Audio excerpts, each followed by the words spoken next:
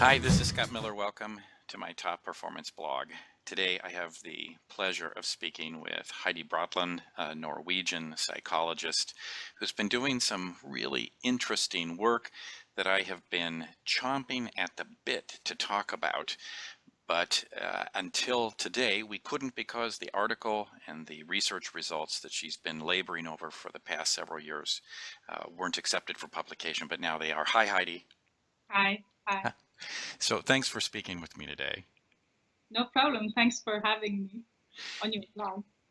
And you have been doing a research project in Norway specific to the topic of implementing feedback-informed treatment. Can you say just a little bit about your particular project, where it was done?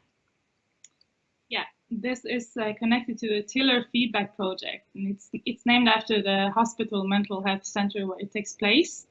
So it's a clinical project, and it's been going on for about 7 years. 7 years, wow.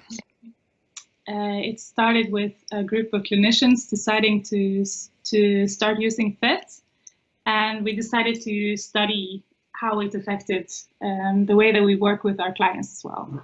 So it's a collaboration with the local university, which is NTNU, and some international experts. Right. So, Heidi, would you just tell us a little bit about your findings from this particular study and why they're important for groups considering implementing feedback-informed treatment? This is a randomized controlled trial.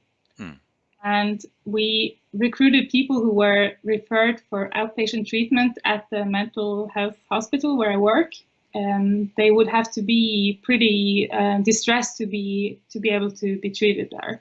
Right. And looking at the results, first off, we found that FIT improved outcomes, which is good. It's really good news. It's the first time it's been shown in this kind of treatment facility. And that means that when therapists were using the measurement tools, that the outcomes of those people who were exposed to the measures and used in clinical practice, their outcomes were better than when the measures weren't used.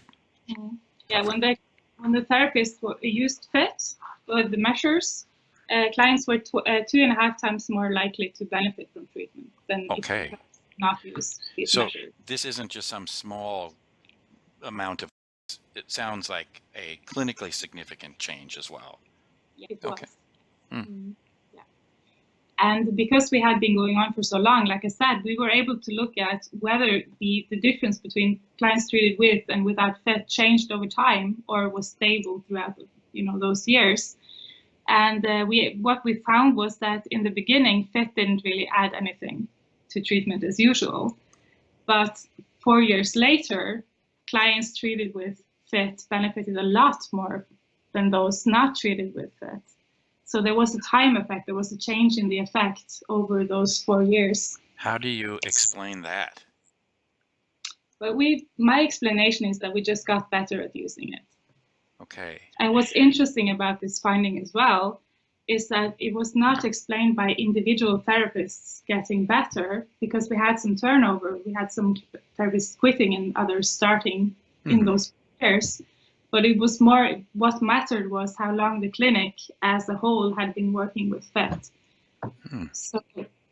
So I know that in the implementation literature in general, not specific to FIT, that the leading thinkers talk about creating a cultural organizational change rather than simply focusing on the adoption of a particular technology, in this case FIT. And would you agree that this seems to lend some support to that idea?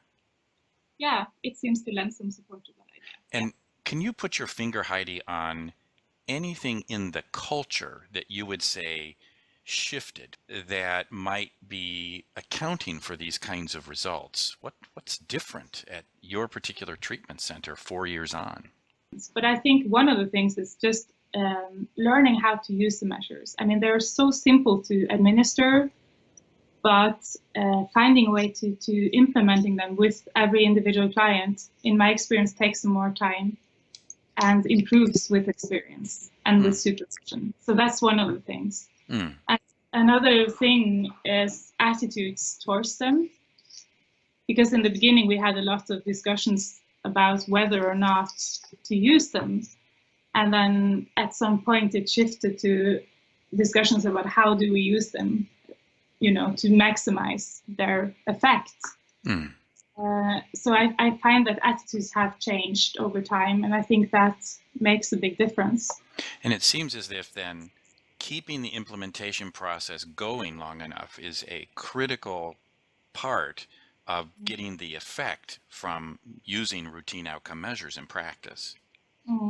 And from my experience, keeping the implementation process going long enough also means setting aside time, dedicating time to talking about it, and making it clinically relevant. So looking at cases, and even now, after it's been 6-7 years since we started, we still see that when if we can't find that time, then the use goes down. For instance, last semester we spent all the dedicated PCOMS supervision sessions to planning the Christmas party. Also important. Also was a great Christmas party, but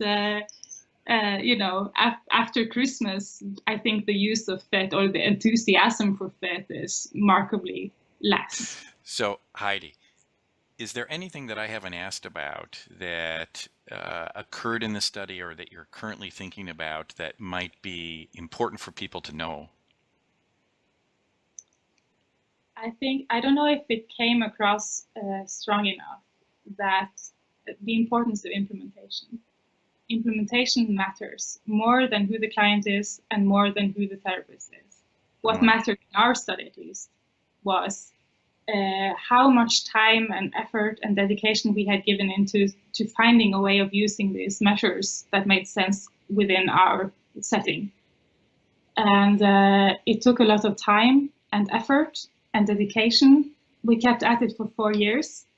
And with all those supervision sessions that we had, inviting people to come in and give workshops and training ourselves to train others, it's not free.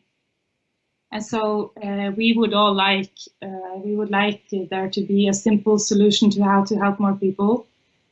And we wish these measures were more magical ones, but they're not. So if you're a manager thinking about implementing FIT or any other feedback measures, then first of all, do so. It's a great idea. The result might be that more clients are benefit from treatment, which is, we can all agree, it's really important. But you should be aware that it might take some time. You might need to have a budget for it, and might need to seek out some experts in the field and make a plan. Yeah, because it's not going to happen by itself. Perfect. Heidi, thanks so much for speaking with me today. I appreciate all of your research, and I know that listeners will value what we've talked about here today. Thanks so much. Thank you.